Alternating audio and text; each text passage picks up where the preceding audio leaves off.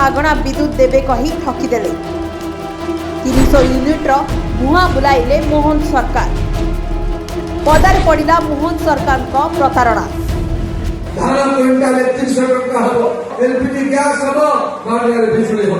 निर्वाचन पूर्व बड़ बड़ प्रतिश्रुति बड़ बड़ योजनार लोभ देखाई भोटर को आकृष्ट कले। लोकों समस्या को आगरे रखिले। जनता जनार्दन कही मुंडरे बसाईदे। निर्वाचन सरिला परे क्षमता को आसिला परे एबे सब प्रतिश्रुति फंपा साब्यस्त होछि।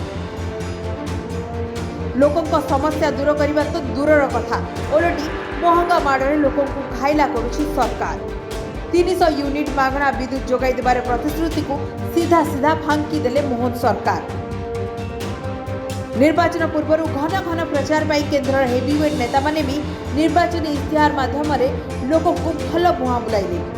बीजेडी निर्वाचन इश्तेहार को टक्कर देवाकू मागणा 300 यूनिट बिजुली प्रतिश्रुति देले। आ ठीक बेल को कथा को बुलाई दे ओडिशावासी को भकुआ बनाई देले। कहले राज्य में 300 यूनिट पर्यंत मागणा बिजुली प्रदान घोषणा केबे भी करा जाय नहीं। एबे कोनोसी व्यक्ति चाहिए केंद्र सरकार को सूर्य घर योजना माध्यम छात उपरे सोलार प्लांट लगाई मासको 300 यूनिट बिजुली उत्पादन कर परिबो। विधानसभा उपमुख्यमंत्री तथा शक्ति मंत्री कनक वर्धन सिंहदेव को यही घोषणा पर एबे पदारे पड़िछि बीजेपी मागणा बिजुली प्रतारणा। गत निर्वाचन समय बीजेडी तर निर्वाचन इस्ताहार जुलाई मासरू राज्यर 90% परिवार को 100 यूनिट मागणा बिजुली देवाको घोषणा करथिला।